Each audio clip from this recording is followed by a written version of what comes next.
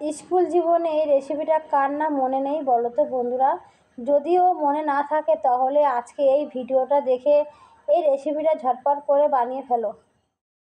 নমস্কার বন্ধুরা, village food waste Bengal চ্যানেলে তোমাদের অনেক অনেক স্বাগতম জানাই। বন্ধুরা, আজকে আমি একটা নতুন রেসিপির ভিডিও নিয়ে চলে এসেছি। যে রেসিপিটা শেয়ার করবো সেটা হচ্ছে নিমকি মাখা। নিমকি মাখা করতে কী কী লাগে সেটা তোমাদের সঙ্গে দেখাবো। এই নিমকি মাখা অনেক ছোটোবেলায় আমি খেয়েছিলাম স্কুল লাইফে। তাই আজকে ফট করে মনে পড়লো যে এই রেসিপিটা আমি তোমাদের সঙ্গে শেয়ার করি বন্ধুরা। তাই এই এখনও স্কুলের গেটের সামনে হয়তো পাওয়া যায়, ছোটো ছোটো ছেলেমেয়েরা কিনে খায়, কিন্তু এইটা তোমরা সন্ধ্যাবেলা একটা মুখরোচক টিফিন হিসেবে তোমার ব্যবহার করতে পারো। তো পুরো ভিডিওটা না খেলে দেখতে থাকো, তোমাদের ভালো লাগবে। নিমকি মাখা করতে লাগবে নিমকি, মটর, ছোলা। এই ছোলা আর মটর আমি রাতে ভিজিয়ে রেখেছি।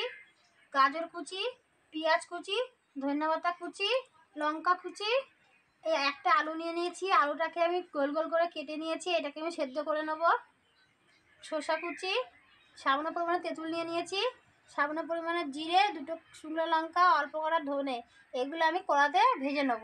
এই সমস্ত লাগবে নিমকি মাখা করতে। ওইদিকে সব জোগাড় হয়ে গেছে, এদিকে উনানটাকে ধরিয়ে নিচ্ছি। উনানটা ধরে গেছে, কড়াটা বসিয়ে দিলাম। কড়াটা একটু গরম হবে। কড়াইটা গরম হয়ে গেছে, কড়াইয়ের মধ্যে দুটো লঙ্কা, ধনে আর জিরে আমি একসঙ্গে ভেজে নিচ্ছি। এটা কিছুক্ষণ ধরে একটু ভেজে নেবো হালকা করে।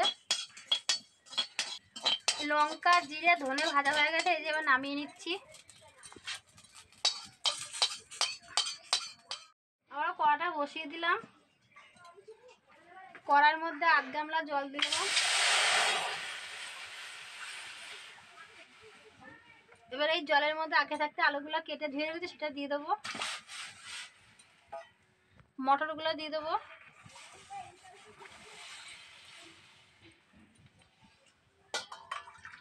যে 20 মিনিট ঢেকে রাখবো, এগুলো সব সেদ্ধ হবে। আলু আর মটরটা সেদ্ধ হচ্ছে, এদিকে আমি ধনে আর জিরে লঙ্কাটা ভিজে রেখেছি সেটা বেটে নেবো। এগুলো ভাজা, কিন্তু কোনো জল দেবো না, শুকনোই বাটবো। একটা খুব সুন্দর গন্ধ বেরোয় এই মশলাটা দিয়ে, খেতে স্বাদ হবে।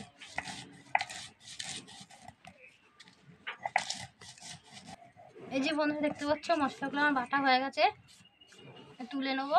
কি সুন্দর একটা গন্ধ বেরোছে, ভাজা মশলার একটা গন্ধই থাকে অন্যরকম।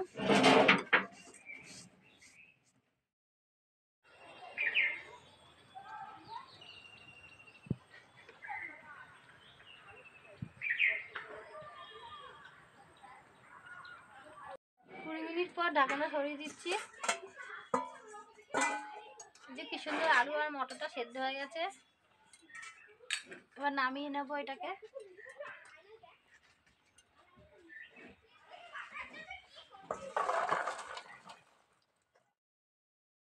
আলু চোকলাগুলো ছাড়িয়ে নেবো। এই যে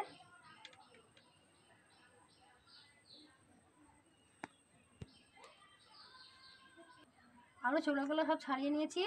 এবার এই চাকু দিয়ে আলুগুলো ছোটো ছোটো করে পিস করে নেবো। এই যে বন্ধুরা দেখতে পাচ্ছ, এইভাবে সমস্ত আলুগুলো আমি ছোটো ছোটো টুকরো করে নেবো, দিয়ে সেদ্ধ করা মোটার মধ্যে দিয়ে দেবো।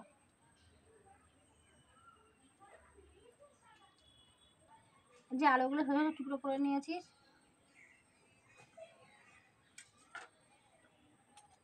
এবার এর মধ্যে দিয়ে দেবো নিমকি, শসা কুচি, গাজর কুচি, ধনেপাতা কুচি, লঙ্কা কুচি, পেঁয়াজ কুচি সবটাই দিয়ে দেবো। ছোলা ভিজিয়ে রেখেছি আগে থাকতে, ধনে, জিরে, শুকনো লঙ্কা ভিজে রেখেছি, সেই ভাজা মশলাটা দিয়ে দেবো।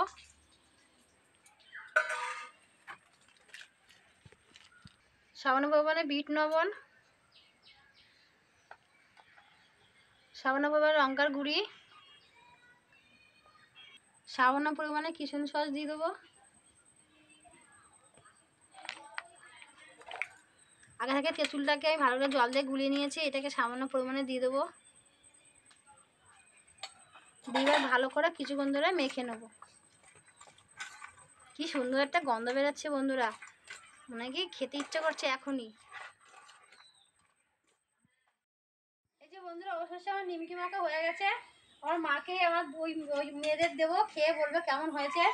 এক মেয়ের তো হাত ভেঙে গেছে, তাই আমি ওকে খাইয়ে দেবো। তার মাকে দিচ্ছি এই যে নিমকি মাখা, খেয়ে বলো কেমন হয়েছে। আর তুমি প্লেটটা বের করো। নিমকি মাখা খাওয়ার জন্য সব প্লেটে দাঁড়িয়েছে, দেখতে পাচ্ছ বন্ধুরা। এই যে আমার মেয়ে এখান থেকে নিয়ে খাবে, ওই যে তোর একটা হাতে ব্যথা। হেবি সুন্দর আছে বন্ধুরা, খুব ভালো হয়েছে। তোমরা এরকম করে খাবা। খুব সুন্দর হয়েছে বন্ধুরা। তোমরা যদি এরকম রেসিপি দেখতে চাও তাহলে ভিলেজ ফুড রেসিপি সাবস্ক্রাইব করবে। সুন্দর আছে বন্ধুরা, তোমরা এরকম করে খাবা। বন্ধুরা আমার পাশে থাকো, আমাকে এগিয়ে যেতে সাহায্য করো। আমি জানি আর নতুন নতুন রেসিপি তোমাদের শেয়ার করতে পারি। ধন্যবাদ, পরের ভিডিওতে দেখা হবে।